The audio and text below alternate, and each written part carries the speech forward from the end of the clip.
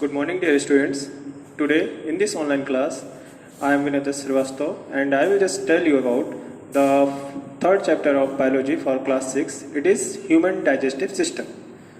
So, first of all, we know it very well that we take food for energy and different type of functions to conduct our body. This process by which we utilize our food is called nutrition.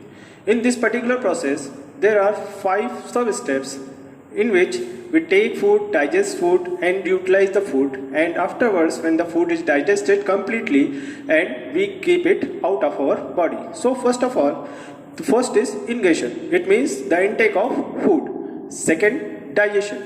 Digestion means when we are just going for the food, it is a complex compound, and when it is digested, it is just divided into simpler components of food. And third is absorption. When we are just going for the absorption, the nutrients those are present in the food are absorbed directly into our bloodstream for further functions. And assimilation. Assimilation is assimilation means the utilization of food nutrients by our production, by our growth and repairing. And the last is egestion. Egestion means the removal of undigested food from our body.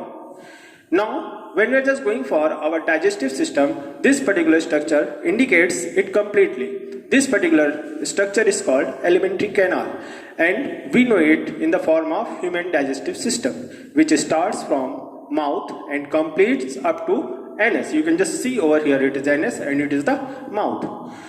So the food is intake from mouth and it is just started goes through esophagus, that is also known as the food pipe, and afterwards it is transferred to the stomach where it is digested, and afterwards it is transferred to the small intestine, and afterwards when it is absorbed the nutrients, then it is transferred towards the large intestine, from where the undigested part of the food is kept out from the body. Now, when we are just going for the first part, that is the mouth, that is an oral cavity in our body. You can just check by your mouth, you can just see it. This particular part is oral cavity, that is also known as buccal cavity. This is the first part of our alimentary canal or digestive system. It includes teeth, tongue and lips. Those are related with our buccal cavity, and there is a gland that is known as salivary gland that releases saliva that mixes with our food that we eat. So first of all, mouth is in a buccal cavity or oral cavity where we just cut and chew the food material that we eat and mix with saliva. And the second part by which we cut down the food is our teeth. Those are made by calcium. You know it very well. Those are our teeth. Now, when we are just going for the teeth, those are made by calcium. Those are hardest bones of our body, and the teeth are 4 types in our dental structure.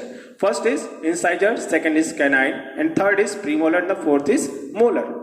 First, incisor. Those are the frontal teeth of our jaw, and those are used for cutting the food material. Second is canines. Those are developed more in carnivorous. Those are for the tearing. You can just check these teeth. These are the canines. And the premolar and the molars are used for the chewing and grinding the food. Now we are just over here. This is our oral cavity or buccal cavity. You can just see it over here. These are the lips. These are our teeth. This is our tongue, and this particular part that is open, that is our buccal cavity. Here you can just see the structure, the difference between the different type of teeth. Now, when we are just going for the different type of teeth, these are the incisors. Those are the frontal teeth. Afterwards, beside those are the canines.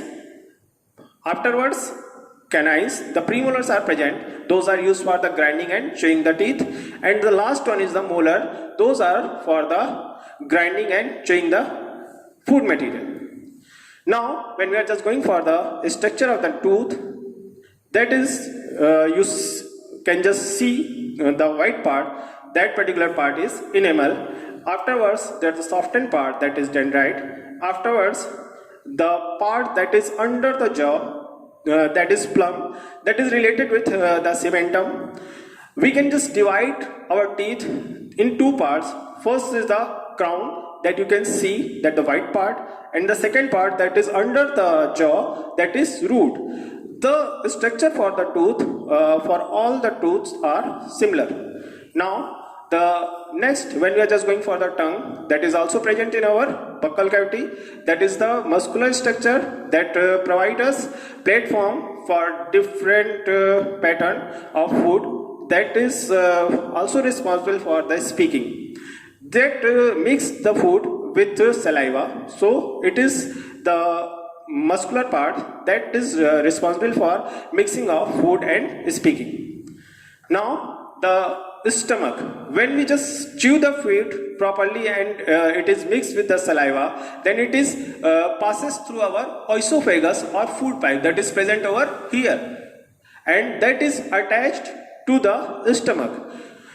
The food that is mixed with saliva reaches to stomach by the food pipe, and when it reaches to stomach, it is digested by the HCl and pepsin. Those are the chemicals, those are released in stomach. And one more chemical, first of all, when the food is digested through these chemicals, this food is released towards the small intestine, and afterwards, when the food is released from the stomach, there is a liquid released by the walls of stomach, that is mucus, that repairs the damage due to the digestion of food in the stomach.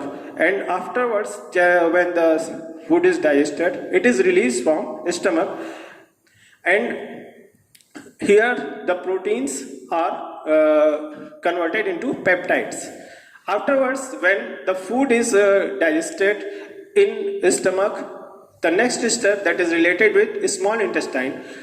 Small intestine is the largest part of our alimentary canal, although it is termed as small intestine because the dia of small intestine is less than the dia of large intestine. When we are just going for the small intestine, there are some liquids released from different glands are released, like the bile juice that is released from the liver, stored in gallbladder, and the enzymes released from the pancreas are mixed in small intestine, and the food is completely digested in this part of alimentary canal. And when it is utilized, it released its nutrient, and the structures, those are present in the wall of small intestine. Those are known as microvilli or villi. Those absorb nutrients from the digested food and release them into the bloodstream directly. So the small intestine is the part where the food is digested completely by the help of the different enzymes released from the liver and pancreas.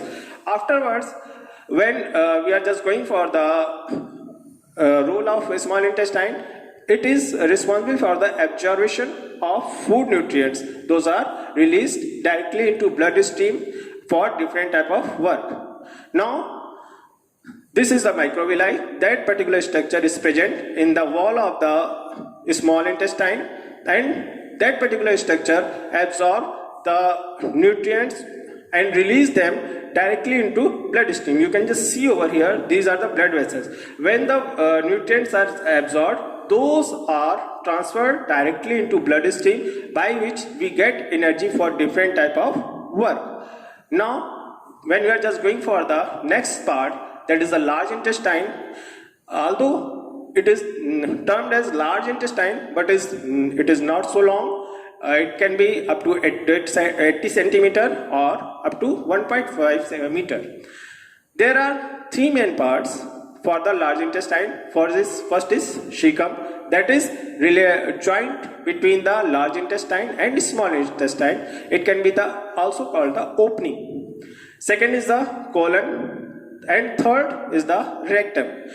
In this large intestine, the food is completely redigested and utilized for the production and growth of our body. It means for the different functions of our body. And afterwards, the rectum is the second last part of our large intestine, that is approximately 15 centimeter long and opens into anus. Anus is the part from where our undigested food is released from our body, and these all the parts are also included liver, pancreas and salivary gland. These three glands are related with our digestive system. Now I think it will be clear to you, and if you have to just make the diagram for the digestive system. Thank you.